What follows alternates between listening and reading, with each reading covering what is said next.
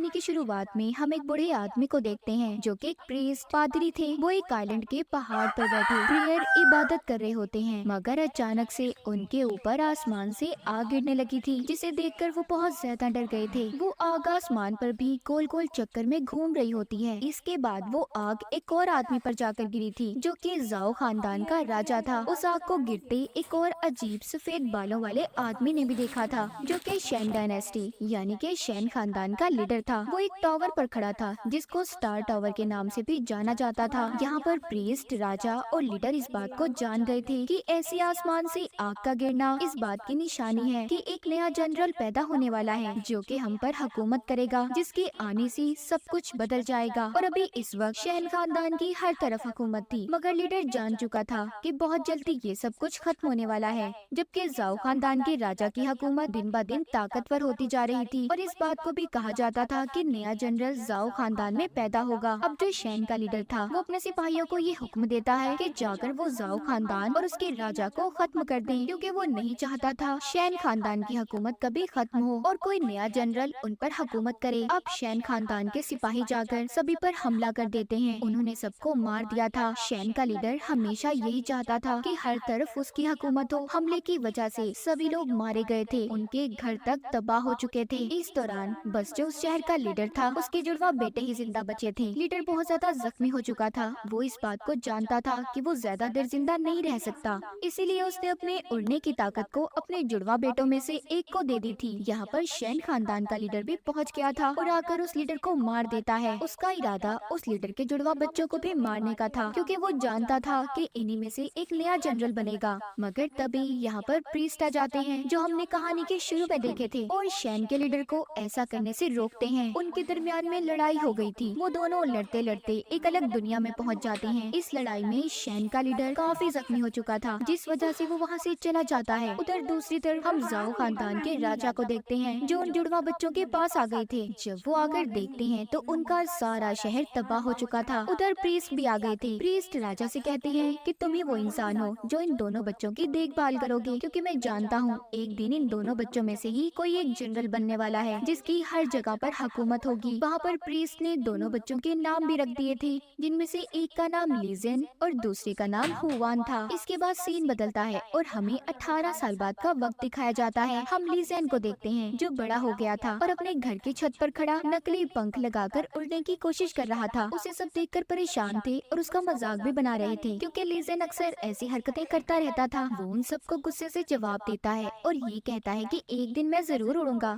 और जमीन पर आकर गिर जाता है। इसके बाद हम हुआन को देखते हैं जो लीजेन की तरह ही बड़ा हो चुका था। वो अपने डैड राजा के साथ बैठा मीटिंग कर रहा था और ये जाओ खानदान के वही राजा थे जो बचपन में इन्हें अपने साथ लेकर आए थे। राजा के साथ एक बहुत ही प्यारी लड़की बैठी थी जो उनकी स्टूडेंट थी। उसका नाम शिंक होता है। राजा यहाँ पर अब दोनों भाइयों को प्रीस्ट के मिशन के बारे में बताते हैं कि प्रीस्ट चाहते हैं कि तुम्हें जाकर जनरल की गोल्डन स्टिक को लाना होगा, जिसके बाद ही तुम्हें जनरल बनाया जाएगा और वो स्टिक सिर्फ वही उठा सकता है जो असल जनरल होगा, जो कि राजा की नजरों के सामने हुआन था। ये सुनकर लीजन कहता है मैं भी अपने भाई के साथ जाना चाहता हूँ, और वो लड़की शिंग भी जो राजा की स्टूडेंट थी इनके साथ जाने के लिए तैयार हो जाती है। पहले तो राजा इनको रोकते हैं, पर बाद में तीनों को जाने की इजाजत दे दी थी। जाते हुए रास्ते में लीजन अपनी बातों से सबको मजे करवा रहा था, जबकि हुआन बिल्कुल खामोश था। वो हमेशा ऐसे ही रहा करता था। अब वो एक पुराने कब्रिस्तान में आ गई थी। अब जब वो आगे जाने लगते हैं तो अचानक से उनके आगे एक दीवार आ गई थी। उस दीवार को देखकर लीजन मजाक में ये कहता है कि इस दीवार को तो मैं एक मुक्का मारकर ही तोड़ सकता हूँ। जब वो ऐसा करता है तो सच में दीवार टूट गई थी, जिसे उसका भाई और शिंग देखकर हैरान हो जाते हैं। जैसे ही वो दीवार गिरती है उसके पीछे एक स्टैचू, एक मूर्ति थी जिसके हाथ में वही गोल्डन स्टिक थी जिसको ये यहाँ पर लेने आई थी। अब उसको लेने हुआन आगे बढ़ता है, क्योंकि राजा ने उसे बताया था कि वही असल जनरल है। पर जब वो स्टिक को उठाने जाता है उससे वो स्टिक नहीं उठाई जाती। अब उसे उठाने लीजिंग आगे बढ़ता है। जब वो स्टिक को पकड़ता है तो वो तो उसके हाथों से चिपक गई थी। वो उसको उठाकर जमीन पर मारता है तो जमीन से रोशनी बाहर आई थी और वो रोशनी सीधा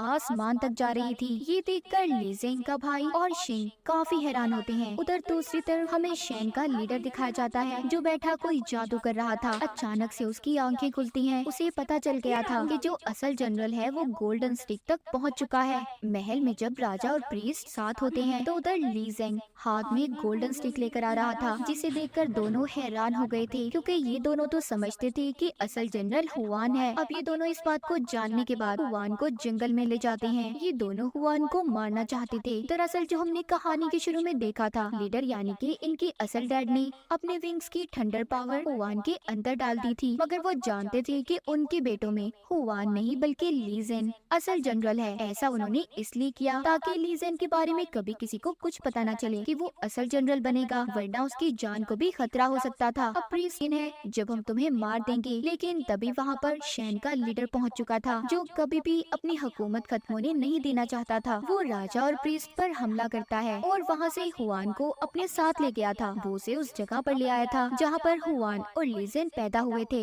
यानी कि वही जगह जिसको इसी शैन के लीडर ने अपने सिपाहियों के साथ तबाह करवाया था। यहाँ पर वो हुआन की याददाश्त को उस वक्त में ले जाता है जब वो पैदा हुआ था, और साथ ही उसे ये भी बताता है कि तुम्हारे मॉम डैड को किसी और ने नहीं बल्कि तुम्हारे सौतेले डैड जाओ खानदान के राजा ने मारा था। और ऐसा उसने इसलिए किया क्योंकि वो जानता था कि तुम दोनों भाइयों में से एक जनरल होगा। ये सुनकर तो हुआन बिल्कुल टूट चुका था कि जिस राजा को अब तक उसने डैड की तरह समझा, उसने उनके असल मॉम डैड को मार दिया। शैन का लीडर अपनी चाल में कामयाब हो चुका था। अब वो हुआन से कहता है कि जो ताकतें तुम्हें तुम्हारे डैड ने दी थी उन्हें बाहर लाने की कोशिश करो, तभी तुम जाओ खानदान के राजा से बदला ले सकते हो। ये सब जानने के बाद हुआन भी अब बदला लेने के लिए तैयार था। उधर ली ज़ेन प्रीस्ट से कहता है कि आपको मुझे लड़ना सिखाना होगा ताकि मैं अपने भाई को जाकर बचा सकूं। दूसरी तरफ शैन का लीडर हुआन को ऐसी जगह पर बिठा देता है जहां पर बैठकर उसकी वो ताकतें वापस आ सकती थी जो उसके डैड ने दी थी। उधर ली ज़ेन भी हवा में उड़ता प्रीस्ट के साथ उनकी आइलैंड पर जा रहा था। उसके साथ शिंग भी थी। उसके जाने का मकसद था ताकि वो प्रीस्ट से लड़ने की ट्रेनिंग ले सके। वो आकर अब अपनी ट्रेनिंग करना शुरू करता है जब वो सब कुछ सीख रहा था। इसी दौरान उसे खबर मिलती है कि उसके डैड यानी कि जाओ खानदान के राजा को हुआन ने अगवा कर लिया है, क्योंकि वो अपने मॉम डैड का बदला लेना चाहता था। अब ली ज़ेन अपने डैड को बचाना चाहता था, मगर प्रीस्ट उसे जाने से रोक देते हैं और कहते हैं कि अभी तुम ठीक तरह से नहीं सीखे, तुम्हारी जान को खतरा भी हो सकता है। मगर ली ज़ेन किसी भी तरह अपने डैड को बचाना चाहता था। अब खैर प्रीस्ट मान जाते हैं और उसे जाने की इजाजत भी दे दी थी। जाते हुए प्रीस्ट उसे एक गोल्डन ड्रैगन फ्रूट भी देते हैं जो उसके अंदर ताकत को बढ़ाने में मदद देगा। वो कहते हैं कि अगर तुम किसी मुश्किल में हो तो तुम इस फल को खा लेना। उधर दूसरी तरफ हम राजा को देखते हैं जिसको हुआन मार रहा था। जब वो राजा को अपने हथियार से मारने ही वाला था तो वहाँ पर ली ज़ेन आ जाता है और अपनी गोल्डन स्टिक से हुआन को दूर करता है और साथ ही ये भी कहता है कि तुम्हारे पास जो हमारे डैड की दी हुई ताकतें हैं उसे तुम्हें मुझे देना होगा। मगर हुआन जो कि कुछ भी नहीं समझना चाहता था क्योंकि वो शैन के लीडर के कंट्रोल में था। यहाँ पर इन दोनों भाइयों के दरमियान में लड़ाई शुरू हो गई थी। हुआन ली ज़ेन को मारने वाला था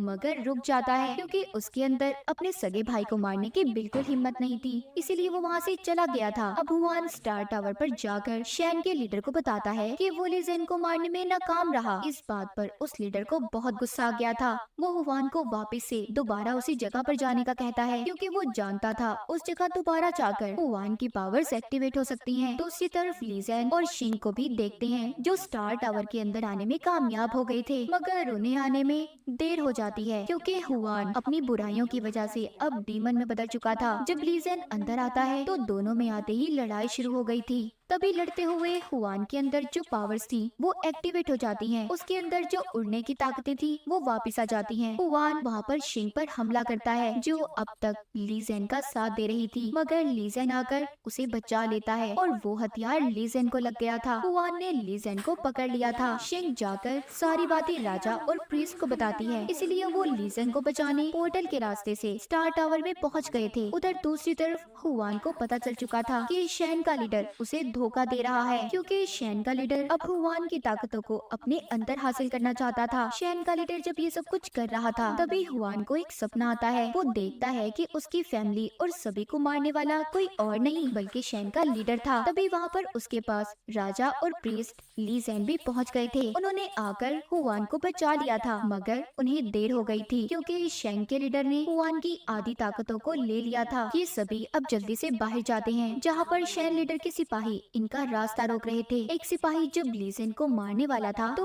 उसके आगे शिंग आ जाती है और खुद अपनी जान दे देती है। ली ज़ेन जब ये देखता है तो गुस्से में अब वो अपनी गोल्डन स्टिक निकालता है जिससे उसने सभी सिपाहियों को मार दिया था। उधर शेन के लीडर के पास आसमान को तबाह करने की ताकत आ चुकी थी। वो आहिस्ता आहिस्ता उस तूफान को आसमान की तरफ बढ़ा रहा था। प्रीस्ट जब ये देखते हैं तो ली ज़ेन और हुआन को ये सब रोकने का कहते हैं। अब हुआन ली ज़ेन का हाथ पकड़कर आसमान की तरफ लेकर जाता है क्योंकि उसके अंदर उड़ने की ताकत आ चुकी थी। अब आसमान पर जाने के बाद उसने अपनी सारी ताकतों को ली ज़ेन को दे दिया था। सब कुछ खोने के बाद हुआन नीचे गिर जाता है और उस तूफान से टकरा गया था जो आसमान की तरफ बढ़ रहा था। इसी वजह से उसकी मौत हो जाती है। ये देखकर ली ज़ेन बहुत दुखी होता है। उसे गुस्सा आ गया था। वो यहाँ पर अपना ड्रैगन फ्रूट का इस्तेमाल करता है जो कि उसे प्रीस्ट ने दिया था। उस फल को खाते ही वो बहुत ज्यादा ताकतवर हो जाता है। उसने उस तूफान को रोक दिया था। प्रीस्ट और राजा जान चुके थे कि एक नया और अच्छा जनरल वापिस आ गया है जिससे चाइना अब दोबारा पुरअमन बनने वाला था क्योंकि शेन के लीडर और उसकी हुकूमत अब खत्म हो चुकी थी। ली ज़ेन ने इस लड़ाई में अपने भाई और शिंग को तो खो दिया था मगर अब वो जुल्म के खिलाफ लड़ने के लिए तैयार था। उसने बुराइयों को खत्म कर दिया था। और इसी के साथ इस मूवी की कहानी यहीं पर खत्म हो जाती है।